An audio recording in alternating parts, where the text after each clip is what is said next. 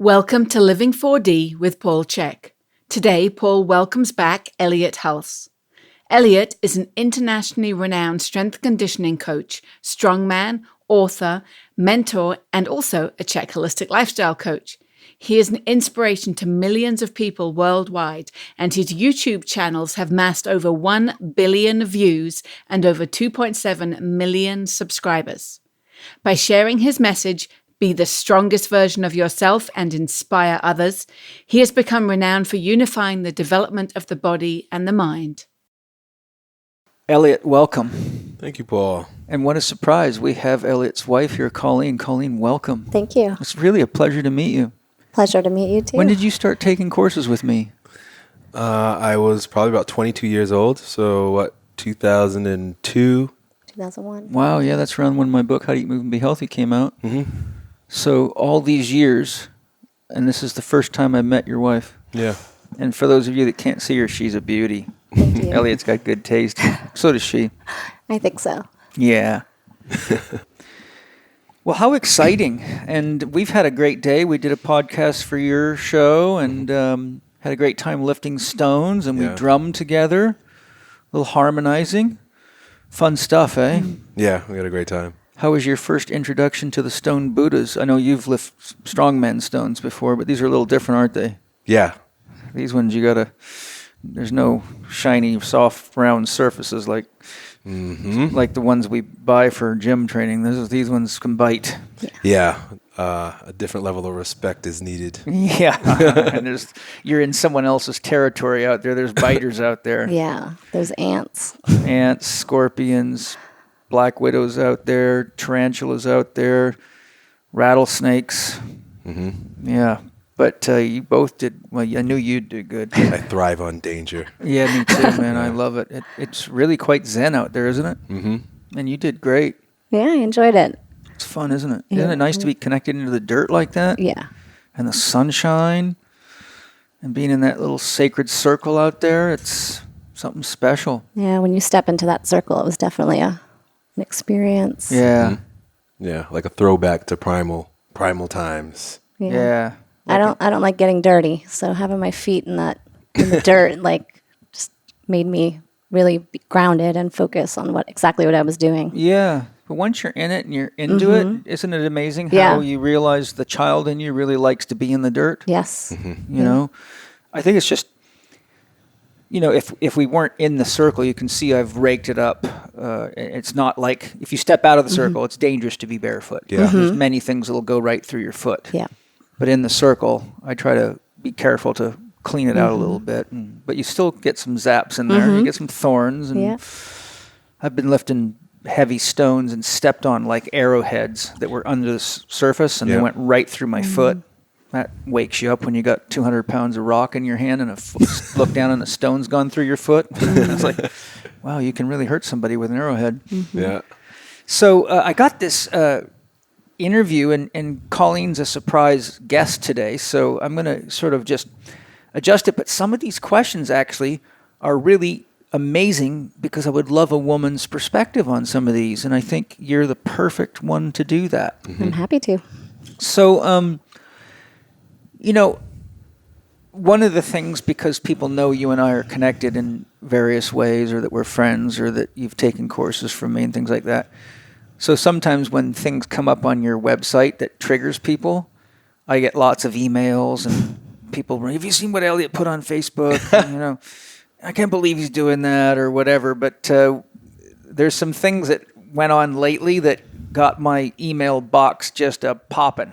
They're complaining about me to you. Oh, yeah. That's great. Yeah, and people at the Institute, and, because there's hundreds, thousands of Chek students out there that are people that follow your site. And so I'm like, after a while, I'm like, I'm not Elliott's dad, you guys. Jesus Christ. It was like, Elliott's doing his thing, man. And if you don't like it, tell him. You know? But interestingly enough, it happens so often. I said, I got to go have a look and see what the hell is winding these people up. And it had to do with issues of women. You can probably guess where I'm going here. Oh, yeah. And so I spent a few hours looking through your Facebook pages, and so I just clipped some stuff that I thought would be good to talk about. And I've known you long enough to see that you and I have something in common. When you want to do something, you do it. Yeah. And if it upsets people, that's their deal. Even better. Can be, yeah. I remember when somebody was interviewing Madonna, after she put that book out with her and Dennis Rodman and nude pictures and her holding a cross to her vagina and stuff like that. And it just, the Christians just went crazy over that. And I saw an interview with her, and the interviewer said, well, how has all this backlash from the Christians affected your sales? She goes, the books are going off the shelf. I can't publish them fast enough. She goes, they might hate me, but they love reading that book. And I was cracking up. I go, just isn't that the closet truth, right? Attack in public, but then quickly take it home and read it. Oh, it's stimulating. Yes, it's so exciting. She's doing everything I wish I would do. But I'm too chicken. Right. So, first is, what have you been up to lately? I was really excited to hear you're going to go back into strongman competitions. Tell me a little bit about that. What's inspired that? Well, I mentioned earlier going into the tunnel, the healing experience for about 4 years. Yeah. There was, I say, my inner beta. Yeah. There were parts of myself that needed some attention and some healing. And a lot of it had to do with my relationship to the feminine. But as you understand, it begins with my inner feminine. And I think you and I had a conversation about that, the heart and the yin aspect and the feeling aspect, the intuitive aspect, all these things required some attention. Yeah. And as it was healing, as I was coming together, I was integrating, I was able to look up and recognize how I was behaving inappropriately or had just false paradigms as it related to the outer feminine women. We spoke about the mother, the relationship to the mother. And so it begins there. I'm a great mother. But then I began to recognize how I would relate to my woman, my wife. I would relate to other women, and I would relate to even my daughters from this paradigm of, mommy boy. And it was completely inappropriate and unresourceful. And as I began to see my way through that, I became much more confident in my own masculinity. And so that's part of what's given me the balls to say the things that I say, because I know I'm right. I no longer have that as a weak point or a question mark. And it's as I heal, I offer perspectives just to maybe not heal but wake up aspects of the men that I work with so that they can heal themselves. Yeah, looking at some of the comments on your Facebook. I don't normally go to Facebook. It takes an Elliott Hulse to get me to look at Facebook, but I did. And from some of the comments, I think some people are misunderstanding you, which is normal. I'm misunderstood all the time. And so I clipped some of the things that I thought would be great discussion points, So, you already alluded to that. I wrote, I understand you're diving into exploring the feminine nature within yourself. That's created quite a stir amongst people. Can you share what it means to explore the feminine within yourself and what approaches you've taken and what your experiences have been? So you gave us a little bit of an expose, but what are some of the ways that you have consciously accessed yourself, or how have you expressed your feminine in ways that you didn't prior to this exploration? Self-nurturing. Yeah. So what does that look like? Being kind to myself and forgiving myself. It's a good idea. Rather than beating myself up and forcing myself, which is good. That was the masculine aspect, and it's all of its rawness and power, and it got me a tremendous amount of momentum in my life. Yeah. In business, in strongman, in relationship, and with my family. I mean, just take it on. I have this one picture of me holding an Atlas stone on my shoulders, and someone superimposed a globe on it. Yeah. And that's just been my mode of operation for so long that when I decided to look at myself a little deeper, I don't want to say that it was imbalanced, but not totally integrated with another part of myself that I knew was there a long time ago. but because the world fell in love with strongman Elliott, Yeah. and because I got so much success, Yeah. winning trophies and Yeah. all these things, that I almost forgot about my intuitive side, my soft side. Yeah. You know, as much of a strong man as I am, I'm actually very emotional and very soft. Yeah. And very intuitive and very feeling. Yeah. And that part of me, at the age of 36, started knocking me on my head and saying, hey, don't forget about this stuff here, because it's a big part of why you're here. Yeah. And you might need to put down the strongman stuff a little bit and get in touch with your intuition and with your the sensations. Well, you know, fire is counterbalanced by water. Water is the feminine element. In alchemy, water represents the feminine. So, you know, the male ego is very fire-like. Yeah. And in our culture, it's very, you know, uncool to be feminine. In fact, I tell people this is how screwed up our culture is. Like if I walk up to Elliott on the street and give him a hug and a kiss, everyone thinks I'm a gay guy and they think you're gay too. But if you and I get into a boxing match and beat the shit out of each other, we can hug and kiss and everybody thinks it's great, as long as we've beat the shit out of each other first. You know, and I'm like, so we've created this, you know, no pain, no gain, don't be a pussy, train yourself hard even when you're tired. If you didn't get any sleep last night, suck it up, go to the gym. And so it pushes people right into exhaustion. And when we get tired like that, then we become cantankerous to deal with in relationships, don't we, Colleen?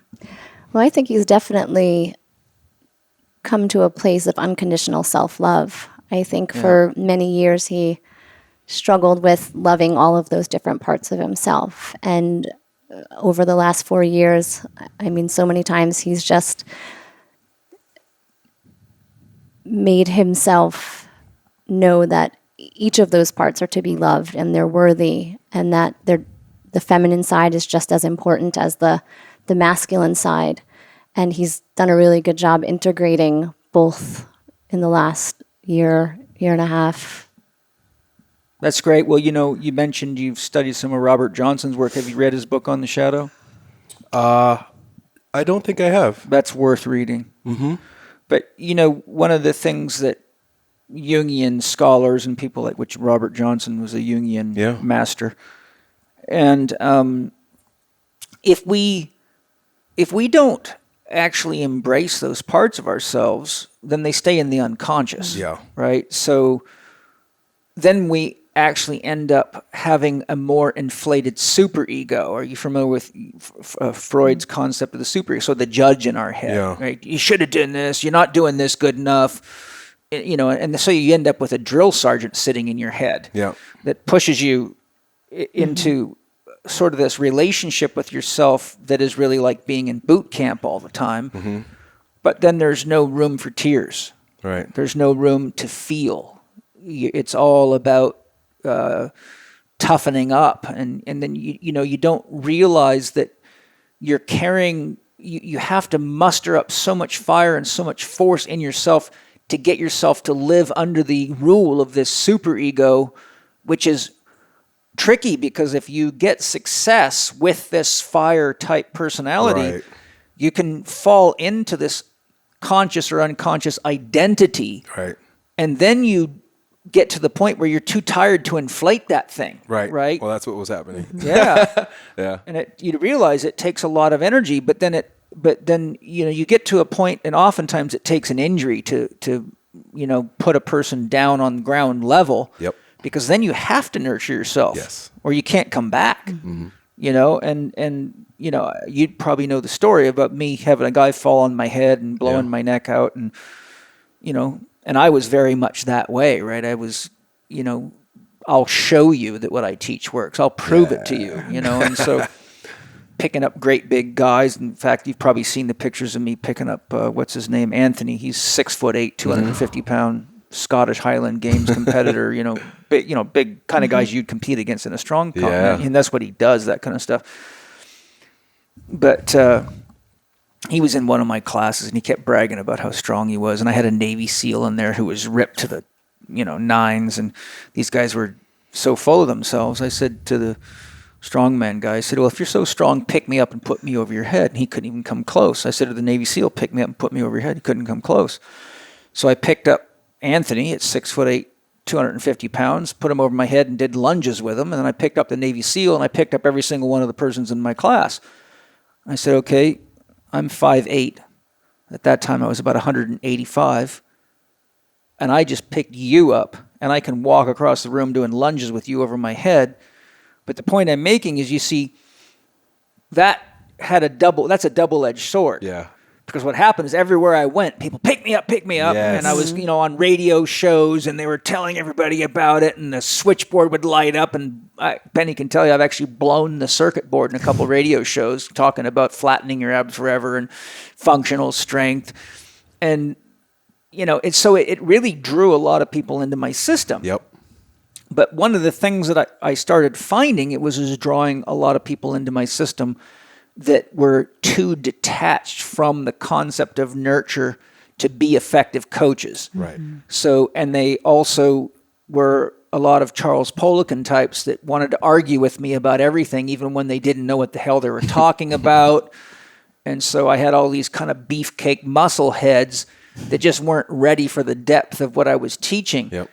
And so I did two things. I started attracting people that were really attracted to that highly masculine, force it attitude, but they didn't have the connection to their own feminine to be able to feel what was really going on in people. Right. So they could really only train other meatheads, really. I hate to use the term, but you know what I mean? Like, sure.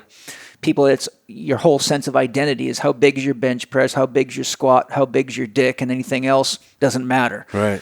And so, I always tell the big dick guys, look, I don't care how big your dick is. A woman's not satisfied till a child's head goes through her crotch. So unless I hit your dick with a sledgehammer and break it in half and swell it up to the size of a kid's head, you're living a fantasy. Mm-hmm. And any woman would rather have a man who can breathe through his ears and kiss her well down there than what you can do with that little tiny soldier you got there. Mm-hmm. But, so it is a journey. But, when I had that injury, wow. I mean, I got so badly injured. Yeah. I lost 26 pounds of muscle in about 6 weeks. I could not carry a briefcase. People used to give me odd looks because Penny and I were traveling all over the world, and she would have to carry my briefcase and my computer bag, and she'd have her stuff strapped to it, and I'd be walking with nothing in my hands. And when it came time to load taxis and in and out of hotels, I couldn't touch anything because it could literally cripple me. Yeah. I had a very bad spinal cord compression. The whole left side of my body went numb, and all muscle on my left side, left leg, left arm, all atrophied. And later I found out it was a central bulge, and all of a sudden it would switch, and the right side would start to atrophy, and the left side would start to hypertrophy again. And things like typing, just the stress of holding my shoulder girdle in position to type would kill my neck. And so I went through, and I was a martial artist, as you know, and a boxer. And like, if a 10-year-old tried to pick a fight with me, my head might fall off. And so I'm like, oh my God, I couldn't protect my family. I couldn't protect Penny. I got forced so deep into the feminine of myself where I had to listen to people. Yeah. I had to communicate with them. I couldn't be aggressive with them. I couldn't pick a fight with even a wimpy guy because I literally might break my neck. And I went through an identity crisis, just kind of like the experience you're describing, where you get forced into yourself. Yes. And it, I still nurse it today. I mean, I have to be very careful with heavy overhead lifting. And funny enough, though, when I lift heavy stones, because of all the odd angles, it has a balancing effect on my body. Mm-hmm. If I do a deadlift workout, it'll hurt me for 3 days. It's like too much load on my neck. I can manage it, but it's like chronic aching pain. Yeah. But if I go lift stones, it's like wake up the next day and I feel like somebody gave me a massage and I went to a chiropractor. Yeah. And that was one of the blessings of the stones. I learned that to do that type of work, you have to use everything in your body, and your body figures out how to balance itself. And when your feet are on the ground and So it's magic, So maybe part of today's lesson is if you ever get hurt again, you got to get out, get yourself some rough, nasty stones to play with. As a listener of Living 4D with Paul Chek, we know you're dedicated to mastery, mastering your health, mastering your profession, mastering parenting, mastering your dream. And mastery was exactly what Paul and Gavin Jennings had in mind when they created the Chek Academy. It's about creating true masters in resolving deep health challenges and masters of optimal human performance. So, how do you reach this mastery? Students of the Chek Academy learn the essential components of what it means to be a human being and to have a body. They learn to see how diet, lifestyle, exercise, and mental emotional factors interact with one another and need to be addressed. And they are trained to use a massive toolkit of assessments to provide them with deep insights into their clients. In short, you'll learn Paul Chek's entire system of holistic health from A to Z. And from the first moment of the Academy, you'll practice what you learn in your own life. That's the key to real mastery and personal growth. The Academy also supports each and every student with mentorships, faculty who are themselves mastered in their fields, and a passionate community of fellow students and practitioners. That means you'll have all the support you need to implement what you learn in your life and in your practice. And you'll achieve all this for an affordable monthly fee. If you have the commitment, passion, and dedication it takes to become a true master of holistic health coaching, then we invite you to apply to the Chek Academy now. Visit us online at chekacademy.com. Now, back to Living 4D with Paul Chek. So it's fun because, in my own journey being older than you, I can actually watch myself in you. Yep. I can say, oh, there's me, and I see what he's doing, and yes, that's upsetting people, and I've upset lots of people. I'm really good at that. Yeah. So, so let's talk about that. What are some of the things, you've mentioned a few, but if somebody... I've had many men say this to me, so I'll share it with you. I mean, men come up to me, they've heard me say what you've heard me say before. You're never really truly a man until you can access your feminine equal to your masculine. And they get completely baffled by that. Right. Like, what do you mean? So if someone comes to you and says, well, Elliott, what do you mean you have to access your feminine? Tell me some of the ways you might tell an athlete to do that, or somebody else that's listening to you but confused if you talk like that. I mean, the most obvious example is us as lifters know that we have anabolic and catabolic. Yeah. And I would liken the catabolic to the fire, to the masculine, to the going hard, and the breakdown process. And then the anabolic, the one that everybody is hankering for, so much so that we take synthetics. Yeah, drugs and mountains of pills and yes. It's the non-doing that allows that to happen. So the non-doing part of your training, which is the resting, the sleeping, is the yin aspect. And so you would experience that we experience that in every aspect of our entire lives, from sun up to sundown. Yes. Male, female. Yeah. So it is just a matter of honoring the wholeness that we are in order to be a fully integrated human being. Yeah. This is, as you know, why I built the 4-doctor system, to show, look, to the degree you have fire, you have to have water. Right. Or you'll burn the water out of your system, which means you have adrenal exhaustion, you can't poop, your dick doesn't work, and you become anxious and nervous because your body's under a survival threat. So it's very, very, very important. But isn't it, haven't you noticed in our culture especially, and it's, when I say our culture, I'd say the Western culture, and it's alive in other cultures too, because I've lectured all over the world. I've lectured in Russia and many, many places. But I would say it's sort of the stigma of the athlete that, and even with women athletes, because I see plenty of female athletes masculinizing themselves, burning themselves out, women bodybuilders. I've rehabbed some very top-level female bodybuilders that have just destroyed their hormonal system. But isn't it interesting how in our culture, or in the Western, or in, you'd say, the culture of weightlifting and strength training, resting is not appreciated, valued, or understood at all. Right. And most athletes think they're wasting time and even feel like they're cheating on their training. And they have a very hard time taking a day off. And when they do, they're so busy with all the mental masturbation of what they should be doing that they actually don't rest anyhow. Yeah.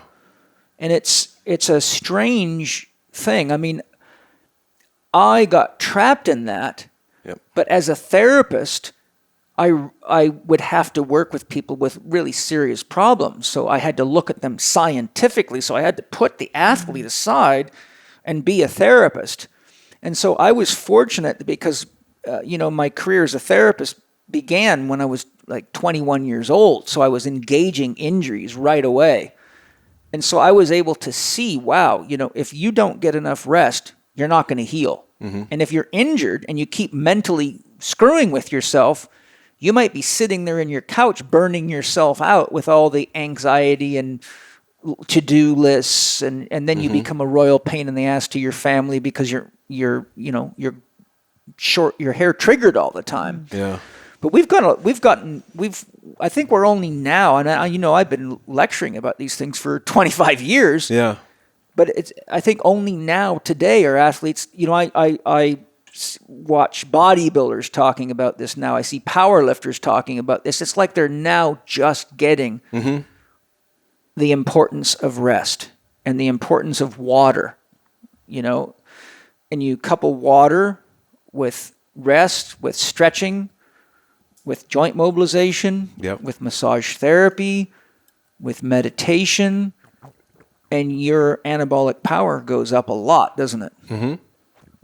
And I'm curious, Colleen, if a man came to you and said, Colleen, my coach says I don't have enough feminine in me. I need to access my feminine. When I asked my coach, how the hell do I do that? He said, I don't know. Go ask a woman. What would you tell him?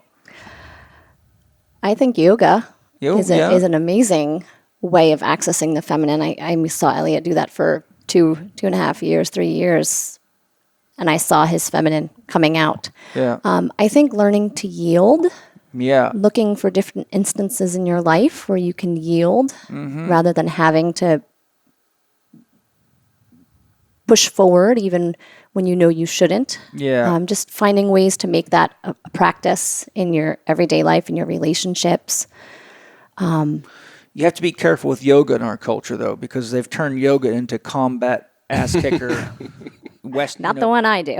Yeah, well, that's good. I do yin yoga. Oh, good. Or like a gentle flow yoga because I use it to nurture my feminine side. Yeah. So I do strength training and high intensity interval training, but then yoga is my soft feminine where I force myself to be present and to just really focus on the allowing of my body rather than the doing of my body. Yeah, we need more of that. Yeah. Because I have rehabilitated quite a number of yoga instructors that hurt themselves being too aggressive and trying to, just like guys like me and you like to lift heavy stuff, they like to tie themselves in knots and look what I can do. Yeah.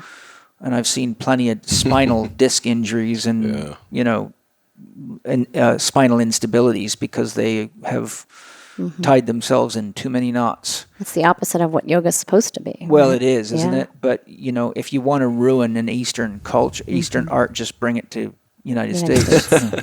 Next thing you got combat Tai Chi and everything else, right? Mm-hmm. What else? Talk to me about the mental, emotional aspects. You're married to a very powerful, very strong, masculine, you go to bed every night with a tiger. So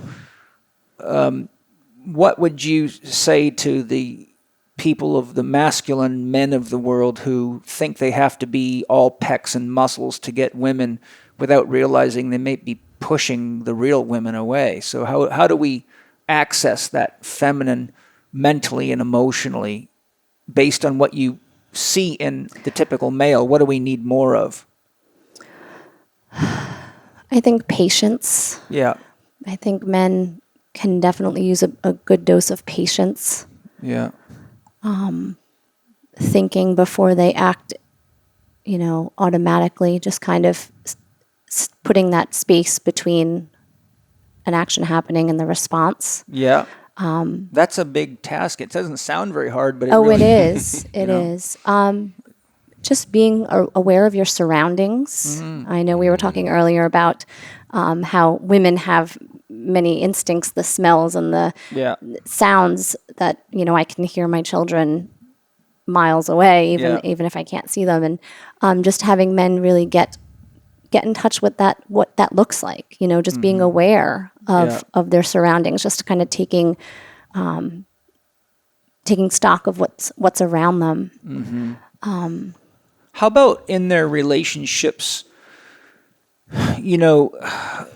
Men, I'm very guilty of this, and Penny's taught me a lot over the years, and Angie teaches me too. Men are quite fiery, aggressive about getting what they want. They don't have too much access. They're kind of like an arrow flying, and anything that's in the way gets hit or gets knocked out of the way. What would you say that men could do to be more in touch with their feeling side? Like, women are much more feeling in their nature. And if they're too that way, then they can be gooey and not get anything done. But what would be some tips that you would have? Like if you were coaching me and I was just too, rock hard and Teflon coated for my own good, what would you share with me to be able to experience life more like you do or a woman does? I think being present. How do you do that? The act of constantly just bringing yourself back to the present moment, making that an exercise of a continuous exercise throughout the day. Which is mindfulness training. Just really as often as you can remember to bring yourself back to the moment. I've seen Elliott meditate for years, and I see how when he's meditating, he lives in a much more peaceful state, just where he's aware and he's calm.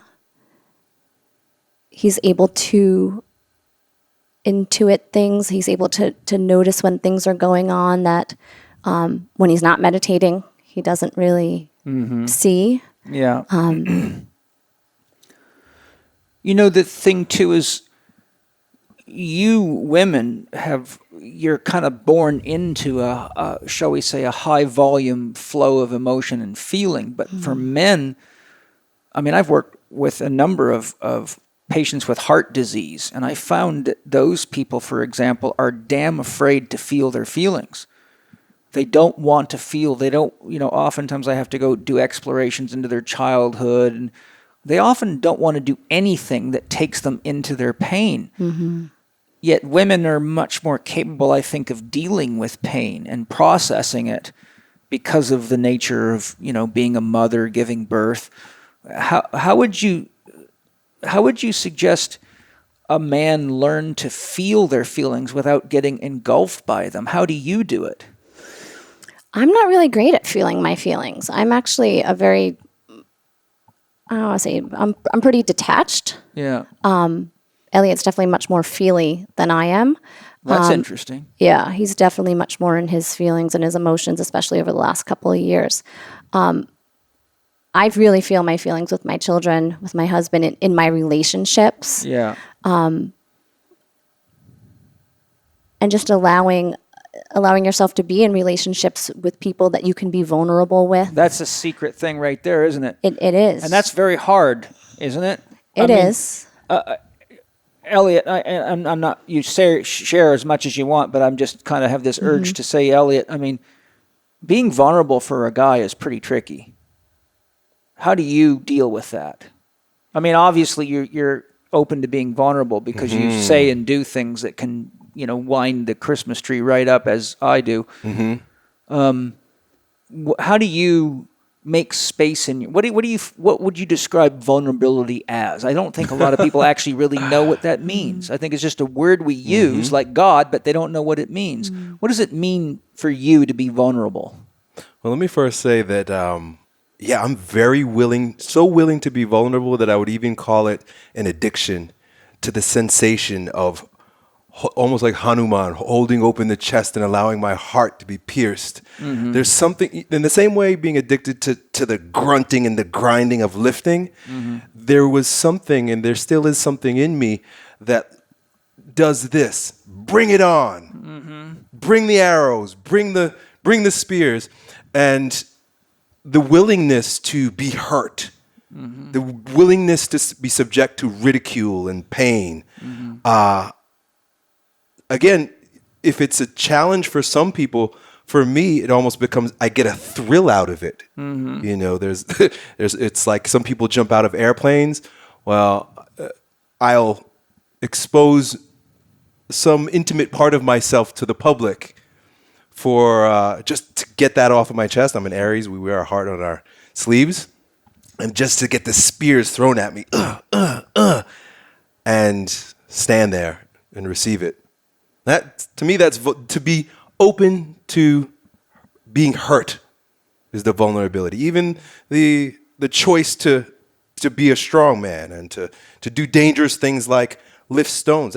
We're very vulnerable out there, walking around barefoot with those 600-pound stones, or those are rattlesnakes hanging out with you. And yeah. So that's definitely a type of vulnerability, and thank you for saying that, because until you just said that, I didn't think of it as vulnerability. I think of going out there more as like a primal man going on a hunt, knowing that the tigers could eat you. Well, that's vulnerable. Yeah, I guess it is vulnerable. But do you see, I don't think of that as vulnerability, but it is vulnerability, right? And because you said that, I realized I've just got a different language in my head. Like I've been hurt out there many times, almost lost my life out there.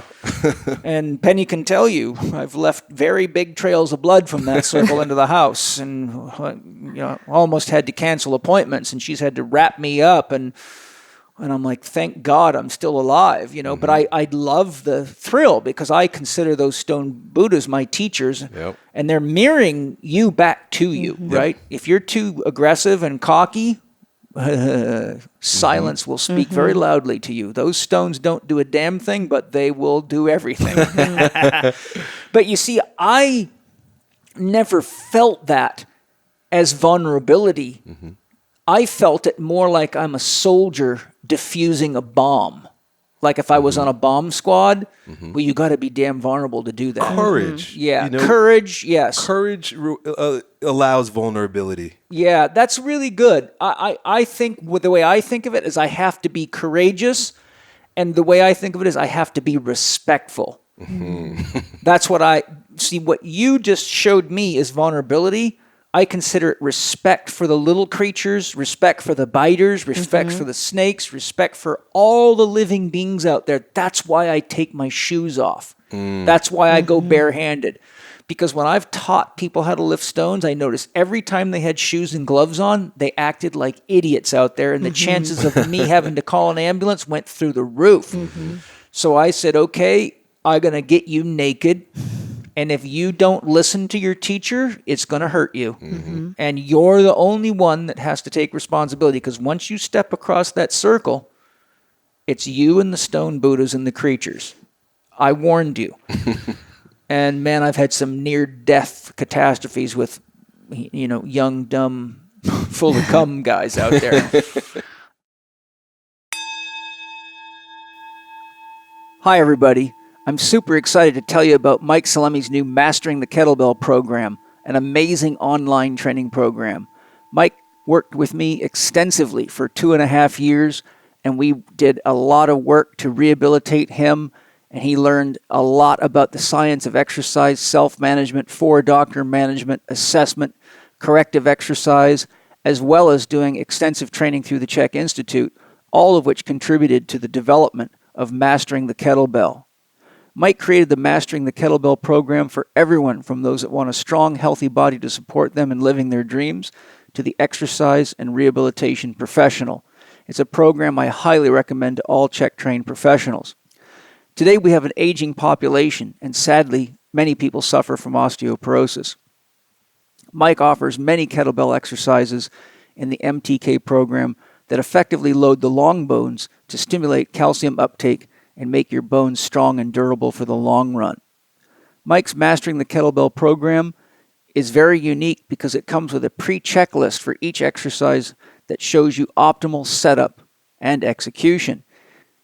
He also provides step-by-step progressions so you'll always have optimal form and get excellent results while avoiding the kinds of injuries that often happen from exercising with poor form.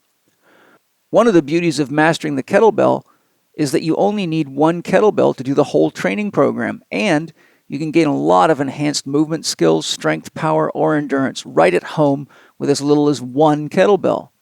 This program is great for anybody wanting to approach conditioning that is portable and highly efficient. When I go on vacation, I often take a couple of kettlebells and use many of the same exercises and techniques shared right in this program, and believe it or not, I can return from a vacation being fitter and stronger than when I left home. This program is comprehensive enough for exercise and rehabilitation professionals, yet presented with such clarity that even a beginner that wants to master the kettlebell can follow it and benefit from it immediately. If you thought that mastering the kettlebell may be too hard or technical for you, don't worry. Mike has a beautifully designed support system in place. He offers a Facebook community to support you in getting your questions answered and share ideas and concepts with other kettlebell enthusiasts. You can also email Mike directly for support, and he will answer your questions. In addition, you can book private mentoring time with Mike in person or at a distance using Facebook or Skype. I can assure you from the bottom of my heart, Mastering the Kettlebell is the safest, most effective kettlebell training program in the world, and you can do it from the comfort of your own home. You can even take your phone or tablet into the gym or onto your porch or backyard and follow along with Mike as you learn through practical training. I can give you my personal word that this is the world's best kettlebell training program, and it's a blessing that you can do it from the comfort of your own gym or home. Don't get older, get stronger with Mastering the Kettlebell. Amazing concept, though, that you just made me aware that I am very vulnerable out there, which is very helpful because I always thought that I was being respectful. So my rule is if it hurts you to lift it, you're doing it wrong, and you're probably hurting it. Now, people say, how can you hurt a stone? Well, you can hurt the creatures on the stones. You know, it's more of a concept that I work with, right? It's about being respectful. I'm out there to create beauty. I'm not there to force things into place and show everybody how strong I am. Yes, I love to do that. Like that's the male in me. It's the kind of the athlete in me. But the artist in me wants to say, look, you can come out here, get a great workout, and actually create something that's worth taking a picture of and sharing with your friends that inspires them to be more creative. And I love to do art. Sometimes I just don't have time to do art. But if I can go outside and do art and hang out with all the creatures and get a workout and grow myself and practice mindfulness at a very deep level, but now I even feel better about it because I realize I'm practicing vulnerability. And you are very vulnerable out there. You're the one that'll get fucked out there if you don't pay attention. Yes, you will. Yeah, the stones don't mind getting broken. In fact, Steiner says when you break a stone, it becomes conscious. Wow. Until then, they live in the unconscious. But once you fracture a stone, it has a sense of self-awareness at the moment you fracture it. And in shamanism, if you work with an object like a stone and you infuse your consciousness into it, it becomes a living being, and it's called an amulet. That's what a healing amulet, that's what healing stones are. See, like you'll see there's tools in that plant over there. You can't see them from here, but there's special sticks in there. There's bones in there. There's things I use for various types of healing. But when I'm using healing stones, I leave them with plants. I leave them where they can get moss on them and creatures can get on them because the crystals are amplifiers of any form of consciousness. And so they actually start a feedback loop between the living environment that they're in and the stone itself. Wow. And so what happens is if you hold that stone and you put your intention and you really treat it as a living being, I really need you to help me heal this person who's got a menstrual irregularity or who's got adrenal fatigue or who's got cancer, and I am trusting you to guide me. Now, most people think that's ridiculous. Well, that's what happens when you have too many ideas in your head. You don't spend time with things, right? And realize everything's alive, right? And the yogi's been telling us forever, everything's alive, right? And of course, the scientists say, oh, that's bullshit. It's just a bunch of atoms. Yeah, well, so are you, dumbass. But that's fun, though. So vulnerability, right? And a woman's, I think, got a natural tendency to vulnerability because she can get pregnant. Yes. Yeah. Yes. And so opening those legs is not like a guy, men think there's a little 4 W's for a men: whip it in, whip it out, wipe it off, and worry about it. But that's not very vulnerable. It really just is, okay, when do I need to move out of town? For a lot of guys, not for me, which is, I've always taken responsibility for the seeds I plant. What are other ways that women are more vulnerable than men? I think physically, obviously. Yeah, right. You're not physically as strong typically.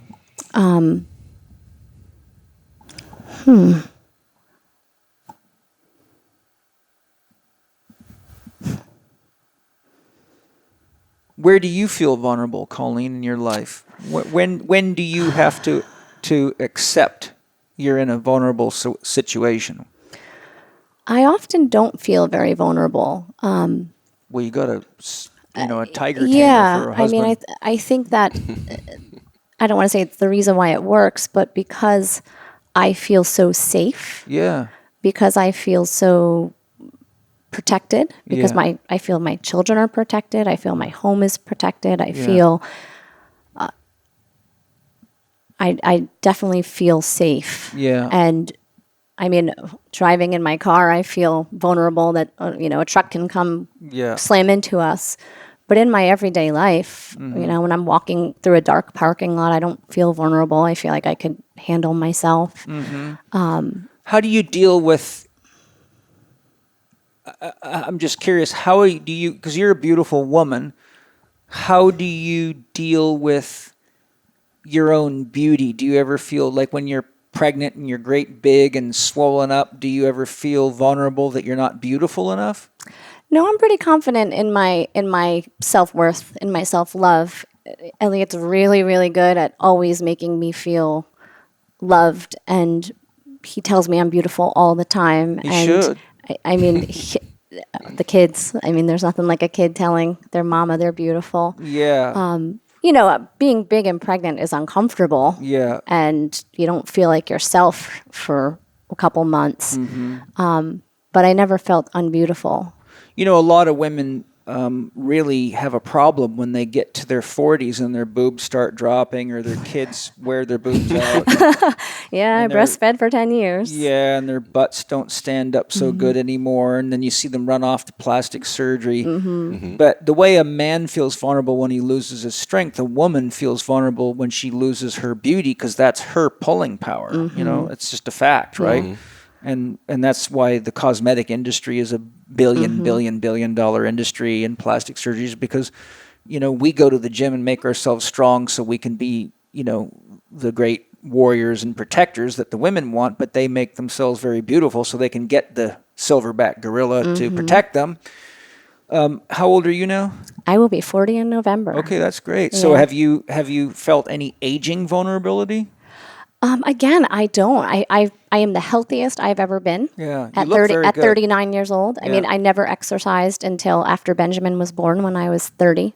Never exercised. Wow. So I've only exercised the last 8 years, and I've been feeling healthier and stronger, and I've had more energy. I sleep better than I ever have in my entire life. Yeah. So I don't want to say I'm reversing the hands of time, but in a lot of ways I feel like I am. Yeah. Just to have the energy that I had when I was 20. I have more energy now than I did when I was 20. Yeah. For a woman with 4 kids, right? Yeah, 4 kids. Yeah, if I would have looked at you, I would have probably guessed you were about 35. I'll take that. Yeah. And I mean, again, because I have a husband who, even with sagging boobs and body changing and wrinkles appearing, I mean, he's so supportive. He's so encouraging, and he He's makes probably me part feel. of the reason they're sagging. Well, no, it's those kids. Yeah. Mana won't let me touch mommy's boobies. Yeah, well, if you're nursing or pregnant, it's not fun to have anybody near them. Yeah. No, I mean Mana, my little Oh, boy. you're a 3-year-old. If I try to touch mommy's boobs, he hits No. me. No, Yeah. no, Daddy. Yeah. Those are his territory. Yeah. We're concerned now when Zoe comes, how he's going to deal with Is he still that. nursing? Oh, yeah. No. Okay. She started getting very run down. And the midwife said, I think Mana's taking too much out of you because she breastfed, I think, for about 2.5 years. Yeah. And then she couldn't sleep because he wouldn't stop getting on her boob all night. Yep. And he was pulling her nipples and Biting. yeah, and biting. And she just reached the point where she was so frustrated. She's like, I got to get him off. Yeah. And so it was, first it was a bit hard, but we found something quite magical. Angie figured this out by accident. Mana is very affectionate to his mother. He can be hard on her boobs, but he's very concerned. So when one time, I don't remember exactly what happened, but she hurt her, and she said, "Ow!" And he had hurt himself many times as a kid, as you know, and so we called that an owie. Mm-hmm. So he knew what an owie means. So when Angie said, "Ow, that really hurts," he realized he'd hurt his mother. Until then, he didn't realize he was hurting his mother. He thought it was just irritating. Yeah. And so to him, it was like a game. Oh, well, I got to just figure out how to get more. So what she did was she got some Band-Aids because he'd hurt himself and had to have Band-Aids before. And she put these big round Band-Aids over her nipples and said, Mommy has an owie. She said, you can touch them, but you can't suck them and you can't pull on them. Mm-hmm. And so in his mind, he was being empathetic to Mommy. And it only took about 2 or 3 days. And then he stopped trying to suck them. And he said, Mommy has an owie. Yeah. And so off he came. Yeah. So it was quite phenomenal because we realized he's very empathetic to Mommy's discomfort. So it was quite a miracle because she was getting quite grumpy. Yeah. It's like he got to make the choice. Yeah, he got to make the choice out of concern for Mommy. Yeah. You know, if we would have just said, here's the boob. Oh, I don't want you to do it. He would have just said, screw you. It's too good, man. Yeah.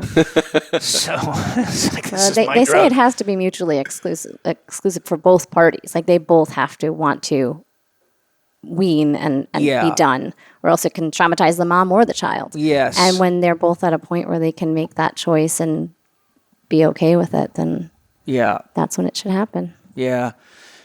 Well, interesting. It's fun to talk to you about this because I'm actually learning that something I never would have thought of. You actually carry a lot of masculine energy. Yes. And he carries a lot of feminine energy. Yes. But looking at the two of you, you wouldn't think that. It's a pretty awesome dynamic. He has a lot of masculine and feminine. I have a lot of masculine, and I'm nurturing my feminine. My feminine was very strong when I was pregnant and nursing and nurturing. But now that the kids they're not nursing anymore and they're independent beings. Yeah. My masculine is definitely coming out. Yeah. I mean, with starting to strength train and I mean, I've always been a type A go-getter, you know, focused attention type person. But I see how my feminine energy kind of has dwindled a bit since the kids weaning from the breast and kind of coming back to myself, coming back to me. Penny's very masculine in her way of relating. She doesn't talk a lot. She's very business oriented, bottom line, get the job done.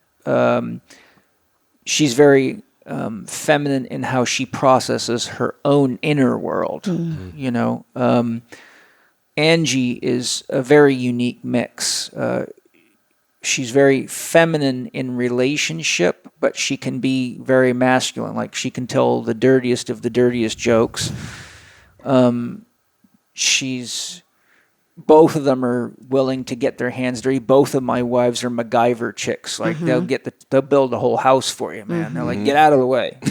We're remodeling this house, and you just go smoke some pot or do some Tai Chi or stack some rocks. And I'm like, cool, because Being your feminine. I spent half my life doing all that on a farm and in trade schools, and I'm done with all the toys, but I got my MacGyver girls.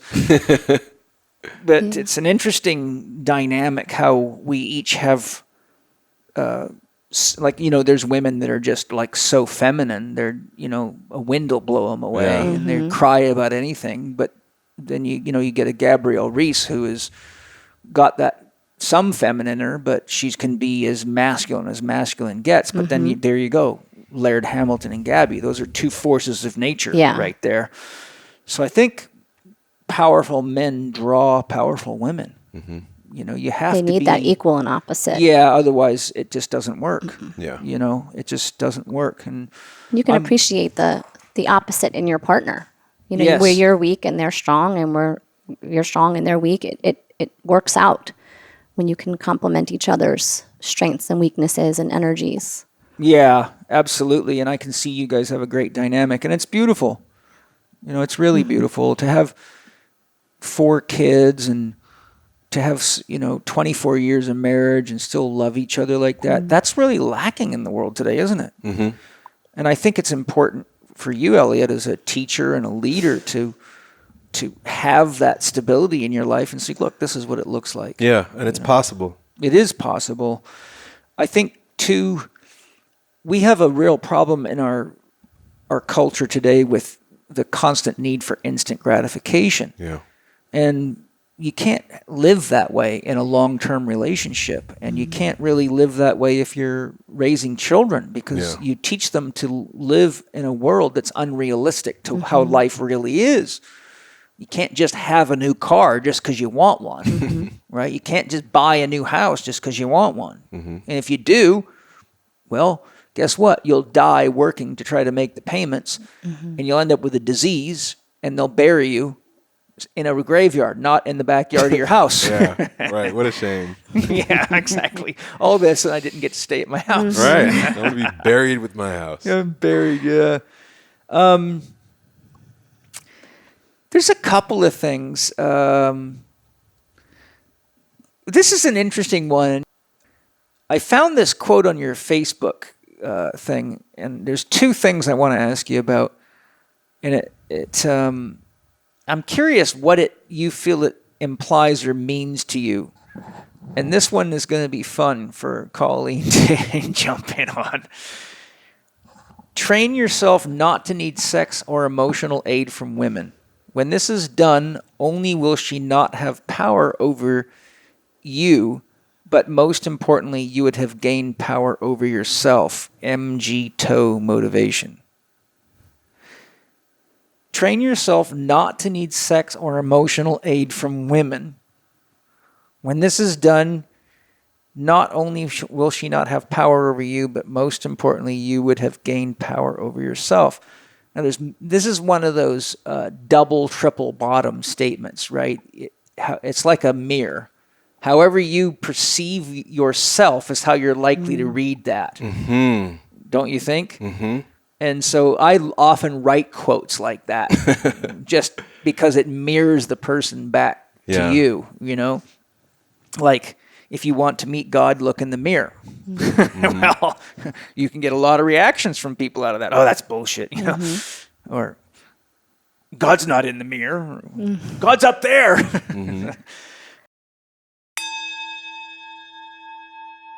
Hi, everybody. I hope you're enjoying the podcast. If you've been following my work for any length of time at all, you know how important organic food and organic farming is, not only for the health of the soil and to protect all the little beings in nature from toxic chemicals and throwing nature completely out of balance, which directly affects us, but also for our own health and well-being. We all need nutrient-dense foods for body-mind well-being, and I'm so excited about the Organifi line. Organifi is a product line made of certified organic source materials, and I've checked this out personally. I can guarantee you that. One of my favorites that I've recently tried is their red juice, which has acai and cordyceps infused into it. It's a super, super tasty product, and it revitalizes skin cells, supports your metabolism, has antioxidants in it, age-fighting nutrients, helps mental clarity. It's got a lovely natural sweet flavor. And something that I found really interesting, if you go to Organifi.com and look up the red juice, they show you a price per serving comparison against Palm Wonderful, Red Bull, Gatorade, and a Starbucks latte. And Organifi red juice is actually significantly more cost effective considering not only the price, but the density of the nutrients in it. I think you'll be really amazed with this red juice, along with all their other products. If you go to Organifi.com, Organifi.com, and as you're checking out, use the code lowercase CHEK 20 all together, you will get a 20% discount on your Organifi purchases. I'm super excited to share this company. I've tested their products, my family's tested their products, and we're all behind them. And I know you're going to be satisfied because this is the real deal. This is true nutrition. Check it out. As you check out, CHEK 20 to get your discount. Thanks for joining me. Hope you to continue to enjoy the podcast. And if you love it, share it with as many people as you can. What do you... Let's work a chunk at a time. Train yourself not to need sex or emotional aid from women. What do you really feel would be the benefit of that? Well, sex is an addiction, can be an addiction. I was going to say, it's only an addiction if you're addicted. All right, it can be an addiction. And I see it as an addiction, even with the masturbating, with a lot of my fans. And I've seen that. I saw a lot of that on your pages, a lot of talk about that. And a lot of the things that I throw out there in that way is more a matter of trying to support my fans where they are at. Yeah. And they're the ones that introduced me to MGTOW, which is what you read there, and the red pill. They woke me up to these ideas because they were asking me questions about them. And, just as many questions as I would get about how to do a heavier deadlift, I would be getting about how to deal with this heartbreak or how to deal with this woman. I'm so head over heels with her, but she won't pay attention to me. So a lot of intersexual dynamic issues. And so one of the things I've come to understand about what they're dealing with is this addiction to sensation, this needing to feel good, this needing for ejaculation, for ecstasy is really what it is. We were talking earlier, you were talking about this people going out into the Amazon and having the ayahuasca trips, and then that just becomes an addiction. You're not resolving anything in your life. You're not moving forward in your life. You're not making any sense of any of this. You're just addicted to the sensation of going out there and blowing your mind out. It's a thrill-seeking thing. It's a thrill-seeking not a thing. spiritual development thing. And so when, just like a drug dealer, if you got to go to that drug dealer to get your high, you're subject to that drug dealer and whatever they want to charge you, wherever they want to take you, wherever they want you to meet them. And so a lot of these men are losing themselves to the addiction to sex, and they give their power away to women. So they no longer have the sense of self that's associated with making clear-headed decisions. It often comes from a place of neediness. So I'm not going to say this because, well, I want to get that vagina, or I'm going to pretend to be this so I can get the vagina. It doesn't matter what she does as long as I continue to get that vagina. And so when I post something like that, it's a mirror for myself, reminding myself of these things, but then also to show them where, look, if you're wanting to get your power back, if you're wanting to have a sense of self, if you're wanting to have a sense of purpose in your life, you're wanting to have self-respect and for women to respect you, you've got to break yourself from this almost almost needing like a childhood of mommy. Neediness. That's exactly what I was going to say. That's what I say to them. I Except said, they just you're drop wanting from the mommy boobs to the pussy. Right. You're wanting mommy right now. Yes, it is very true. Yeah, it's interesting. I could elaborate on that for hours and hours. This is one of those. This is perfect for what is actually classically called contemplative meditation. You familiar with Christian contemplative meditation? So you take something like that and you meditate on it. And you just post it. You might write it down and just read it over and over like a chant, and then you go into silence. What does that really mean? Yeah. There is no God but God. What does that really mean? Right? I and my Father are one. What does that really mean? Right? So you can look at that intellectually and just start masturbating with it, head fucking yourself. But contemplative meditation means you drink that into your soul and you sit with it and you plant it like a seed and see what grows there. And this thing, because it has enough polarity in it, it can really stir you up inside. Yeah, it was very triggering. Yeah. It stirred me up when I read it too. Part of my healing process also was being able to look at what sex is to me, and we've been having sex since we were 14 years old. Yeah. I don't know myself without her. Yeah. And so, during this process, I began fasting and pulling away sexually from Colleen a little bit, just so I could see, like, wait a second, what is there of me in absence of the, constantly going to the source and needing.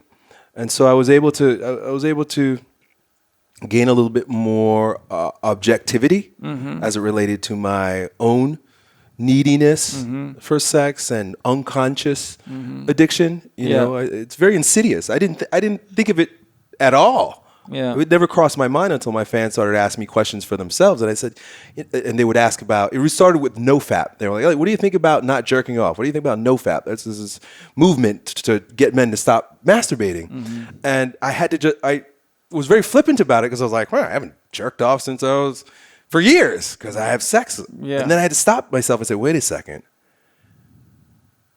What if I stopped having sex? I would kind of be in the same situation as these guys. Yeah.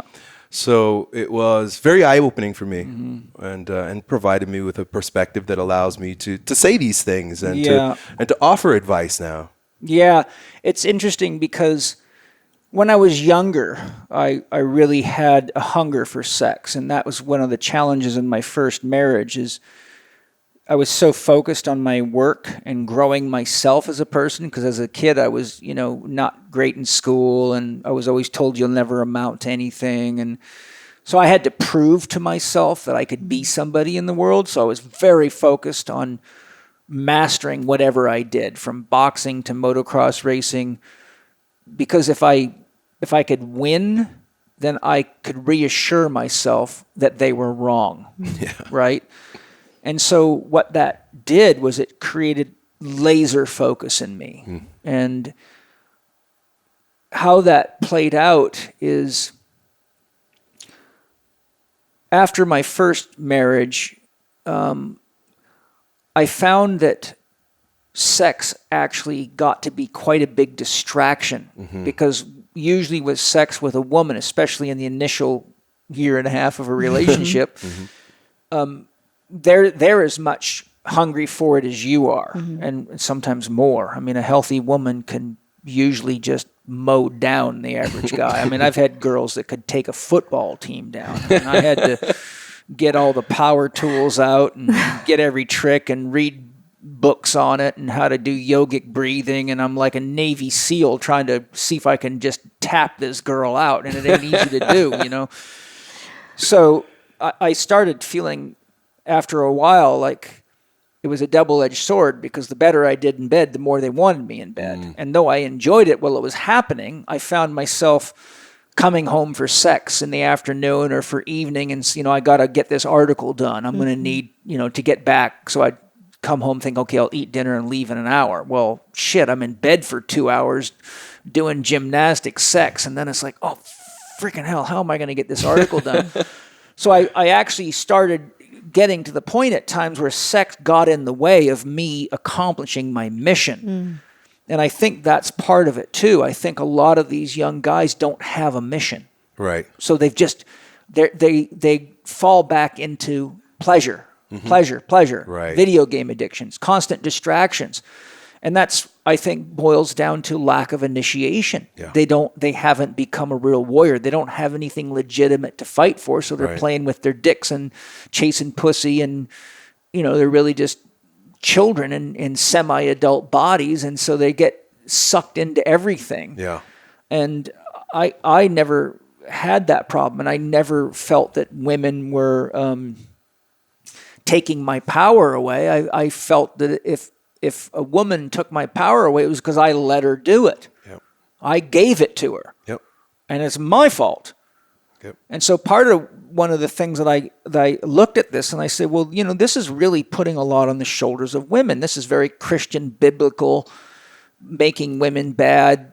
So what the religious priests did was because they were practicing celibacy and they couldn't handle women being around. So what they did as a shadow compensation is they made women bad.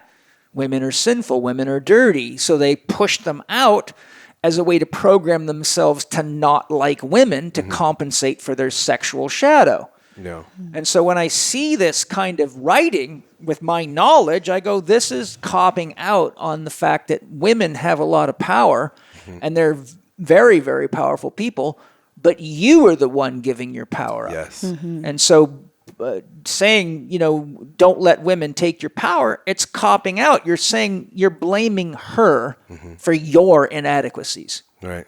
And so that's one of the reasons I wanted to bring it up. When this is done, not only will she not have power over you, but most importantly, you would have gained your power over yourself. Yeah. And power over yourself is getting clear on what you're here to do and getting out there and doing something about it. And coming home at the end of the day to celebrate contributing and saying, Mama, let's make love and celebrate, right? And you see the same thing with pot and recreational drugs. I tell people, I don't have anything against recreational drugs unless they're addictive, then it's another ballgame. But if you want to smoke pot, then go do something and come home and smoke pot to celebrate that you've actually made a contribution to the world. But if you're smoking pot all day, one, you might cut your finger off with that saw that you got in your hand. Two, you might crash your car because you're stoned. Who wants somebody to work for them that's stoned? Unless your job is to roll doobies all day and grow pot plants, which pretty much that's getting into be a big industry now. Yep. So when I just thought this was a neat one to talk about. Yeah. Colleen, what runs through you as a woman when you hear a man say, train yourself to not need sex or emotional aid from women? When I first read that, my first thought went to, I think, the very clear reality that many women use sex to manipulate men. Yeah, they do, yeah. To take advantage of them, to get them to do, say, be whatever they want them to be. Yes, or to cut the sex off. In order to control what they them. want in the relationship. Yeah. I know enough single people and I see it with the younger people that we know how it's just what many women do. I think it's detrimental for the woman to do that. I think it harms any relationship that you could potentially be in with someone. And I think unless a man can stand on his own without the woman knowing that he needs to go to her for that satisfaction, I couldn't imagine thinking a man is attractive or worthy if he's completely dependent and manipulated by me. Yeah. I think that a man that can stand on his own and stand firm, and that's going to be the one that draws my attention. But if I know I can just manipulate him with, a wag of the tail and the threat of holding back sex, I just... Well, wouldn't that leave you thinking so could anybody else? And so how is he going to protect me? It left me thinking that that's like a spineless man. It is a spineless man. And so that's exactly where I went when I read it. I just think that how at the end where it says that a man can stand on his own or a man can hold his own once he has that separation. Yeah. That is super powerful. Yeah. This is one of those rototillers. This is like a drill bit that goes through your head. And, how far into your brain it goes is up to you. Mm-hmm. But I was just curious, what your intention of putting it up there was, and what was the. I didn't have time to read everything about it. I just thought, well, that's an interesting comment because that can go a lot of ways, and it can be interpreted as very disrespectful to women. That's one of the ways it can be interpreted. I took it more as empowering to men than disrespectful to women. I looked at it as like, men, take your balls into your own hands and stop letting the women control you by just doing whatever they want to have happen in the relationship. Yeah, just stand firm. I agree with you, but the thing that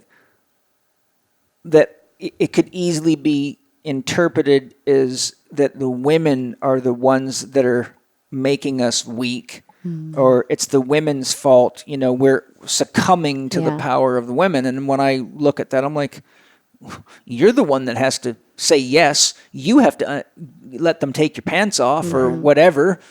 I don't think most people take personal responsibility, though. No, that's part of the problem in the world, isn't it? Yes. That's why they spend money they don't have, eat garbage. I mean, look how many people we have that have health problems and body weight problems and body shape problems, and they run around crying and complaining and trying every diet and going to all these doctors and getting their stomach stapled. And I tell people, you have worked at that for at least 5 years.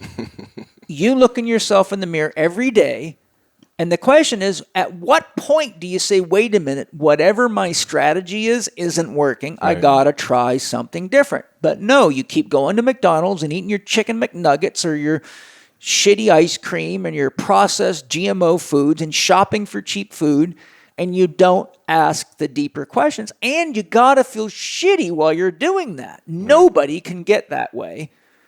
Dark circles under your eyes, bags under your eyes, can't exercise, and then the list is long. We all know that. It's like, at what point do you actually take responsibility for the fact that you're destroying probably the most complex and marvelous piece of living anything we've ever found in the universe, no matter how far our telescopes can look, called a human body? Yep. I mean, taking it for granted. And we have a lot of people that take life for granted until it's about to go away. And then all of a sudden it's rescue me, right? It's like, come on, wake the fuck up. No, I don't mean to be mean, but I do. This is why I've often said, look, I really feel, as much as there's a lot of things I don't like about the military, such as what it's used for. Yep. But when I was in the military, I saw a lot of whiny crybaby guys off mommy's hind tit that couldn't find their ass, and guys in street gangs that came in and got their asses kicked into something decent and responsible.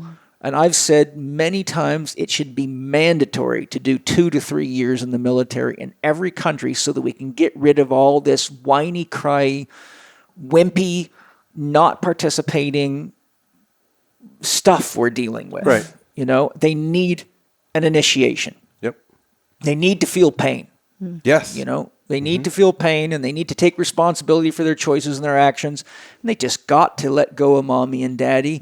And basic training's a real good start. Going to 82nd Airborne paratrooper training, it's a good notch nastier. But then you go from there to Ranger School, and it's a whole lot nastier. And if you'd want to be in the Green Berets, it's 2 years of nasty, right? And so, I think because I teach all over the world, I notice that the young men and women in my classes in places like Denmark and Sweden, where they have mandatory military time, it's a whole new kind of student over there. Yeah. They listen to the teacher, they respond, they do their homework, they're responsible human beings. I come here and people turn tests in with a 3,000 word text message with no paragraphs, no punctuation. And I'm like, honestly, that's your response to your test? Are you fucking kidding me? And we've got, as you know, adults coming through who actually don't know how to use grammar. They don't know how to punctuate. They don't take responsibility. They don't turn their tests in. We have to follow up and follow up and follow up. And they cry that they have to pay the late fee. And I'm like, where are you from? What planet are you from? Right. Where did you go to school? And some of these people have degrees. I'm like, how did you get through university? You must got your degree in a bubblegum machine. Now I've got to be careful. I'm getting late. But I'm having fun. You having fun? Yeah. There's one here I want to talk to you about. I was surprised this was on your site because this one triggered me, I'll be honest with you.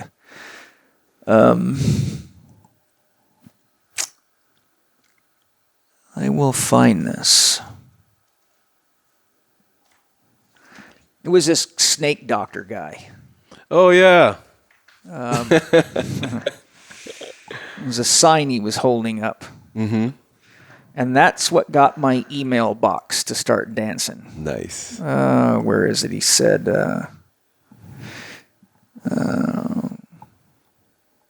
I can say it because I remember. yeah, fat women are gross. Stop eating, you fat pig. Mm. And him holding a sign. Mm-hmm. The name of the post was Fat Women Are a Product of Weak Men. Okay, yeah. Still, when I look at that and I see that written, I say there's a man who needs a trip to obesity.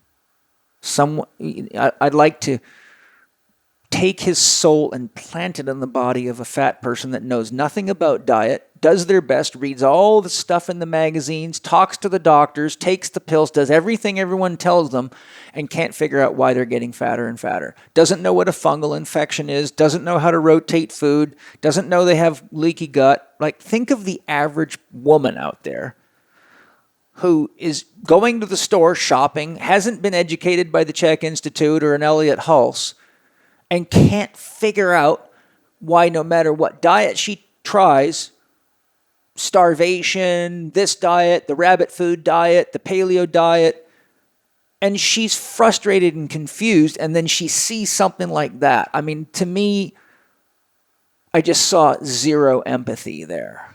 And I'm like, okay, I got to talk to Elliott about what the fuck the message from this snake doctor is. What the fuck's the message on that one? Well,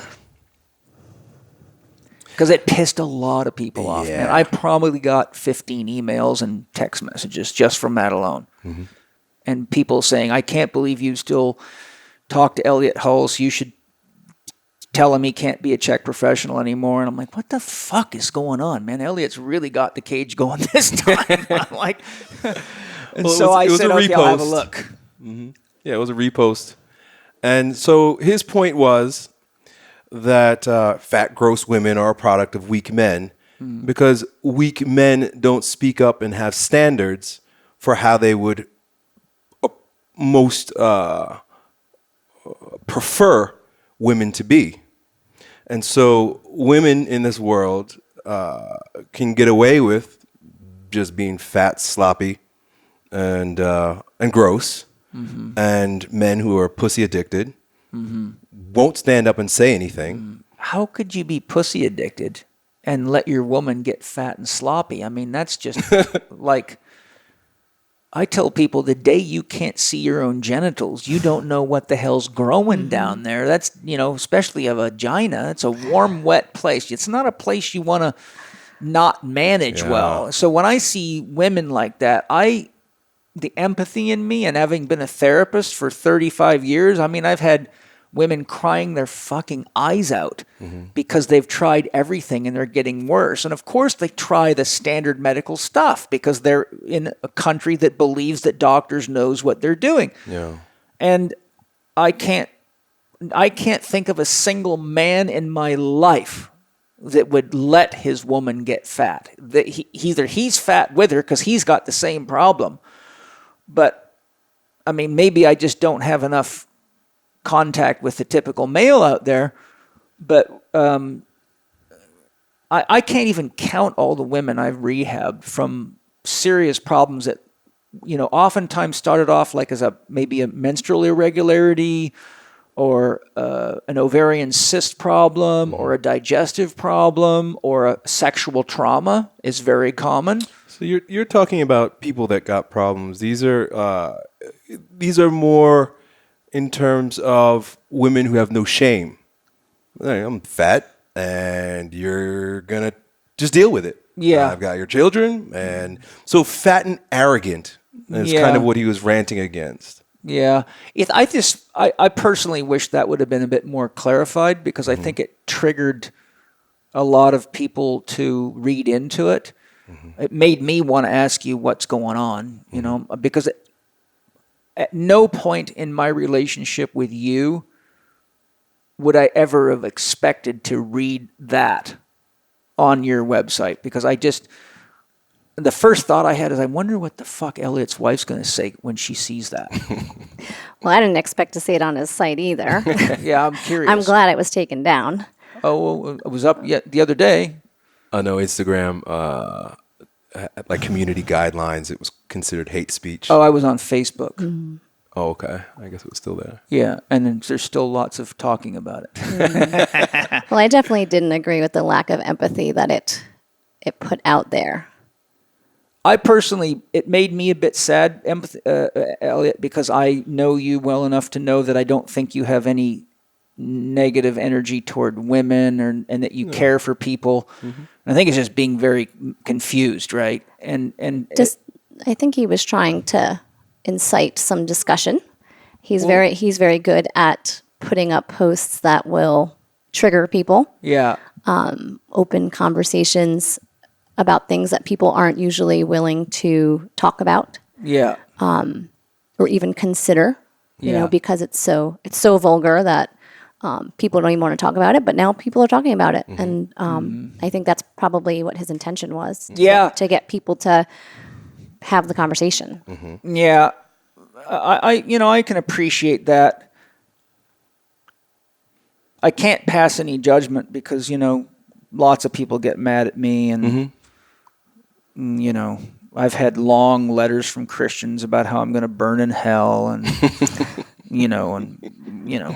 everything. I've seen it all. So I think part of the challenge is that I don't know how people interact with these mediums like Facebook. I'm not one of those guys. I'm too focused to play all that fucking game. I don't know how people do it. I mean, I put an Instagram live on in the middle of the workday, and somehow there's like 1,500 people on it, and they're all supposed to be at work. And I'm like, you know, I've had to fire a lot of people for shit like that. You got people that you're paying, and they're not working, and they're on their computers and on phones doing all this shit. So what my point is that I'm looking at it, scanning it. And so once I saw that, I'm like, what in the fuck? No wonder people are pissed off. And I'm like, what is Elliott actually trying to do here? And so here's where I think what happened, because this is what's been told to me several times. Elliott's fallen in love with this snake doctor guru guy. And that's how it's being perceived. Yeah, okay. They think that you have now fallen under the persuasive power of this guy as a guru, and that's why you're posting stuff like that. And I'm like, okay, so my point is because I'm just looking quickly, you actually have to get quite deep and spend a lot of time to figure out what's really going on there, and I couldn't pick up that. I couldn't pick up what you're sharing with me right now.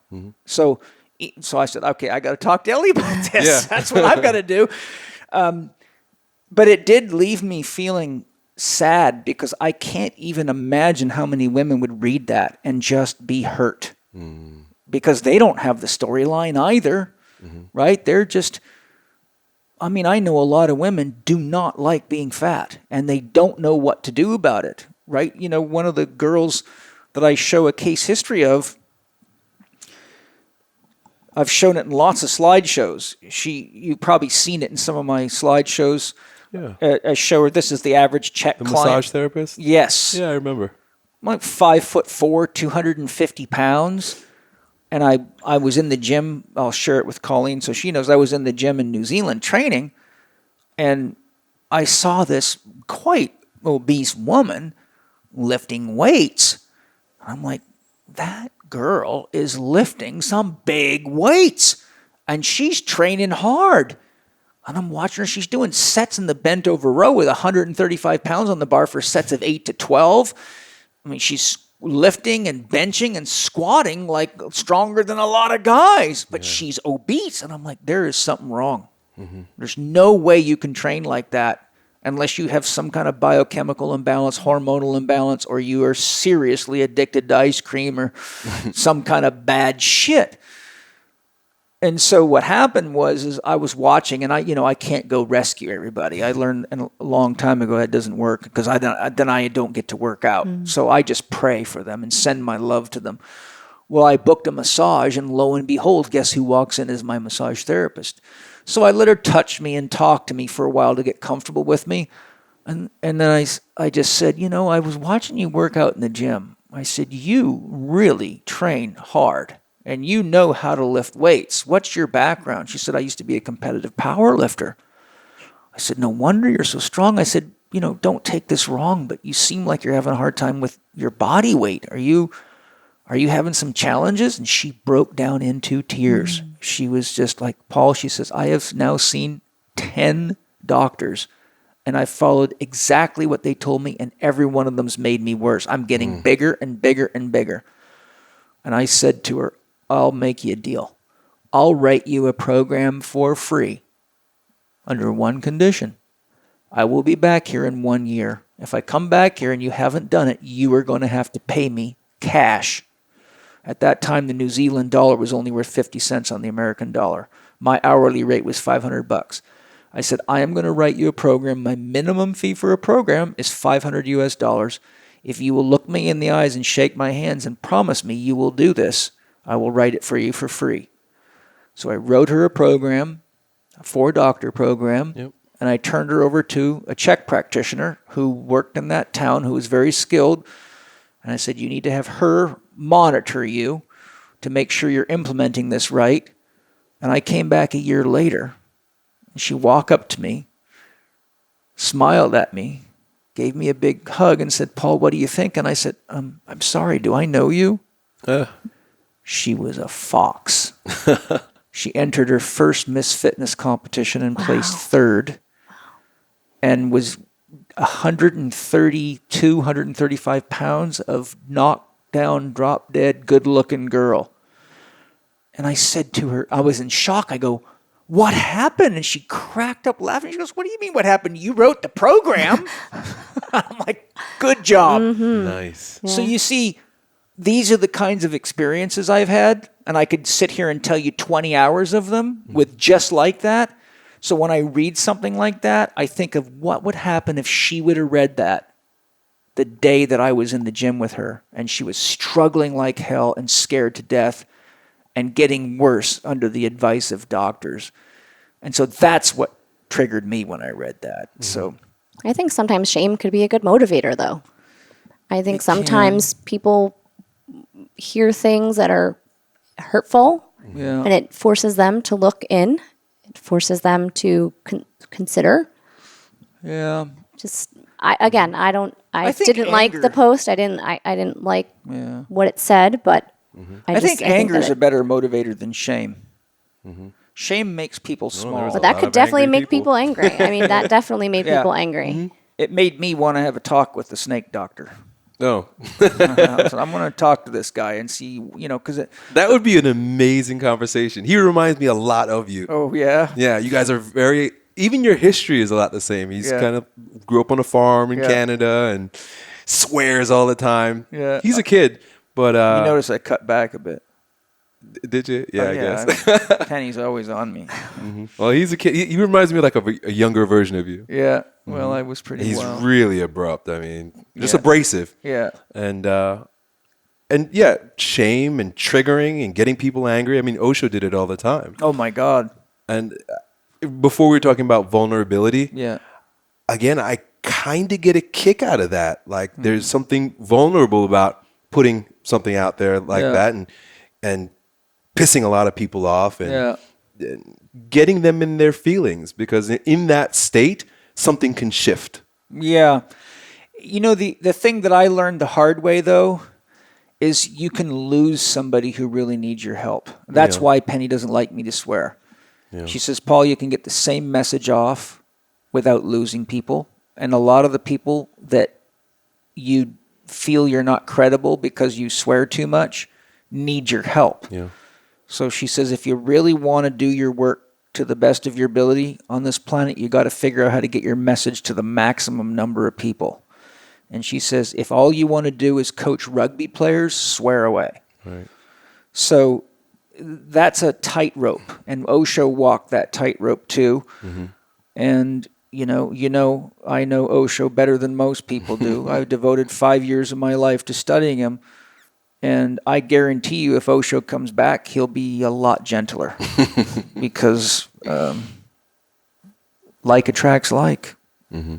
And he attracted the FBI and the Christians, and he lost. He lost. And he got into behaviors that did not reflect his spiritual development at all. Yeah. Right? He went too far with it. And so... I don't know. I just wanted to talk to you about it because people's impressions were that you had fallen in love with this guy and you were under some kind of guru spell. And I'm like, wow. that doesn't sound like Elliott, man.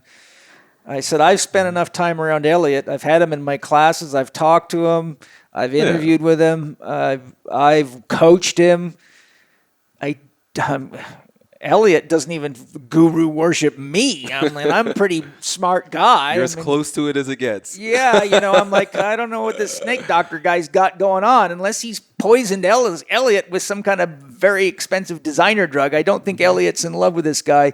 He might, have an interest in him, but the point is people got the impression that, that you had somehow fallen under his spell or something. See, that's the other thing too. I like throwing things out like that to see where people are at. And it's a level of their consciousness too. So to even come up with that, I couldn't have even come up with that. Like, wow, is that really what they thought? So it's kind of enlightening for me also. Like, wow, this is where people's heads are at. That's why I'm sharing it. Mm-hmm. And I get a kick out of it. Like, I think also this version of me that, coming out of my last 4 years experience, because a part of what I was healing was this part of myself that wanted people to like me. Yeah. Now that I've gotten over that, I almost again get a kick out of them hating me. Yeah. It's kind of like fun. Like, what? I don't need you to like me. Yeah. You can make up all kinds of stuff that you want to say about me, want to think about me. Well, you can I've have been rumors, through it, as you know. and it just feels good in a way. It's weird. It's a stage. I'm older than you. I've been through that. Yeah. And, I've stood on stage in medical conferences and just ripped the doctors in their asshole and, fired people up. I've been kicked out of conferences. Yeah. I've been flat. They won't let me come back. Yep. I've got X ratings on my lectures. You go to CanFit Pro and it says right in your X, double X, swearing, adult material, can be rude and abrasive. Don't bring your children, right? But the reason they keep me coming back is because I get very good ratings and people say, if you just listen to what his real message is, it's very good education. It's the people that are too insecure to hear it that get upset. And I say the same thing. I use swearing and antics like that to keep the ADD personalities paying attention. Because if I get too much like Penny wants me, they're all falling asleep and looking at their fucking iPhones the whole time, and then I don't have anything. So I'm just saying the dance is a tricky dance, and I totally appreciate that. And it's a real work. It's almost a form of magic to perfect. How far do you push that one? And I don't have like the answer. leaving them confused too, because even though I'll go really far that way, within a few hours or a few days, I'll be over here. And it kind of keeps them on their toes. It's a dance. It's like an art almost. I get a kick out of it. I have a lot of fun with it. A big part of it is less about, it's very selfish. It's less about what it's doing to them or providing for them. And a lot of it is, I'm getting a kick out of this. This is just a lot of fun for me. You see, you can do that. because you got millions of followers. But if you ran a private institution where people pay about $15,000 to go through your classes, your tightrope would get very narrow. Yep. And I don't have much to stand on right now. You know, I kind of been through a breakdown process where I've lost quite a bit. You know, I had millions of followers and then I stopped. Yeah. So in a way, it's like I have nothing to lose. And so I'm willing to throw it out there at this time. I know that if there was a lot more riding on it, maybe I'd have to bite my tongue a little bit and walk that tightrope. But at this stage, I'm kind of like just clean slate. Okay, so because I love you, and now I love your wife too, I'm going to just share something that I learned. And my soul spent a lot of time coaching me on this, and that's one of the reasons I became a vegetarian, because I had to go through some deep training. Ask this question whenever you're about to do that. What would love do now? If you think of the people that you're interacting with and say, how could I actually guide these people from my heart? What do they really need most? Manipulation, shame, guilt, pain, slaps in the face, wake-up calls like a boot camp? Or is this my chance to grow my ability to reach people with my heart? Then see where you get taken. I don't know. I like the slapping sometimes. Well, you might. You might. I bet you it wouldn't go far at home, though. Oh, I haven't thought of it that way. This is the internet. Yeah. It's like your hobby. Right. I'm just fucking around with people. It's not even, not to say that there aren't people there, but a lot of what we get all jacked up and juiced up about are just bits on a screen. Yeah, they are, but those bits, remember, $1 is nothing but ink on paper. Right. A marriage certificate's nothing but ink on paper. But you live your life to honor it, don't you? And I'm not, it's not my job to say that you're right or wrong. You're very, very successful at what you do. And you've sent many people into my education program, and I love you. And I'm watching you grow. I've just done a few things that made my life miserable. And I've had people come to me and say, you know, I fucking hated you for about 5 years. Yep. And it was only after I talked to the 47th person that really had a different perspective of you that I realized that I should take another look. And so now I'm back. Yeah. And the question is, if they'd come to me 5 years ago, there'd be another level 4 practitioner out in the world. But instead, they walked around being a bad marketing agent for Paul Chek for 5 years because they were right fucking pissed off at me. Yeah. And it wasn't ever that I was intending to piss people off. I'm just intending to be honest. Right. I've never played with people. I'm not doing that. I'm saying, if I say the medical system is in bad shape and it's disrespectful to you because they're not looking at the things they should be looking at, like are you going to bed and are you drinking water and are you eating real food, and it upsets someone, I can't help that.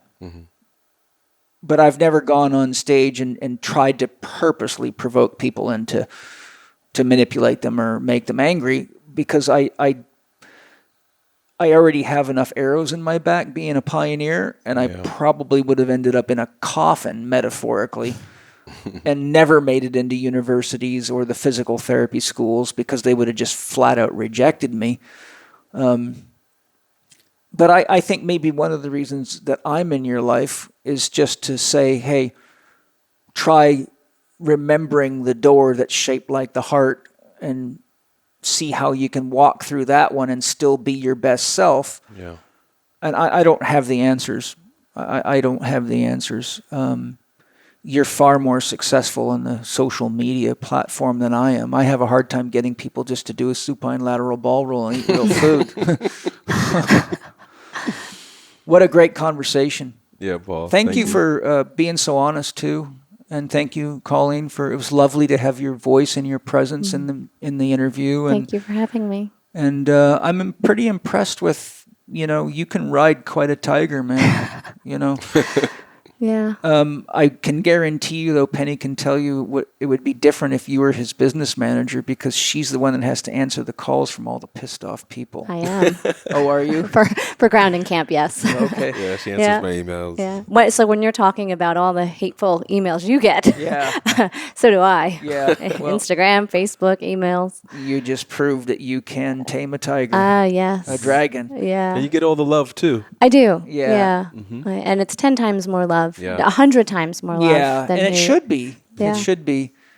And I love you, and I really enjoy watching what you're doing. And it's just really, I think what brought this up was I was starting to get like a bit tired of hearing all the Elliott Hulse complaints. And because they associate you with me and the Chek Institute, people were actually genuinely worried that this could be damaging my reputation and the Institute's reputation.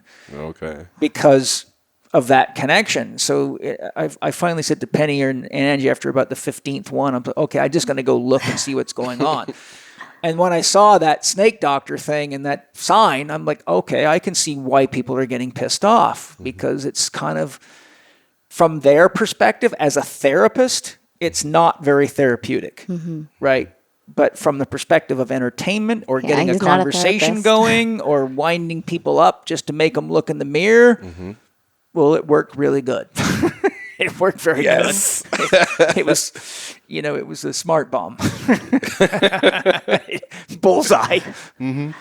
But anyhow, thank you guys for your love, and thank you for lifting stones and blessings on your adventure back into your strongman career, and thank I'm you. looking forward to having you up here again and lifting stones, and I hope you come with them next time too. Absolutely. Yeah, for sure. And maybe we'll have all your kids out there lifting stones.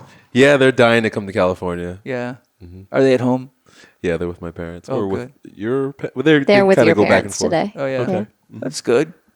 Yeah, we've got a lot of support. Grandma and grandpa times. It's great stuff, They're not even answering the texts because they're so excited to be at grandma's house. Oh, that's a good thing. Yeah. That's a good thing. Yeah. Probably makes you feel that you can relax because absolutely. they're fully engaged, Yes. protected, and loved. And that's great. Yeah. All right. Well, listen, let's do this again. For sure. Have a great rest of your trip. Thank you. Thanks, Paul.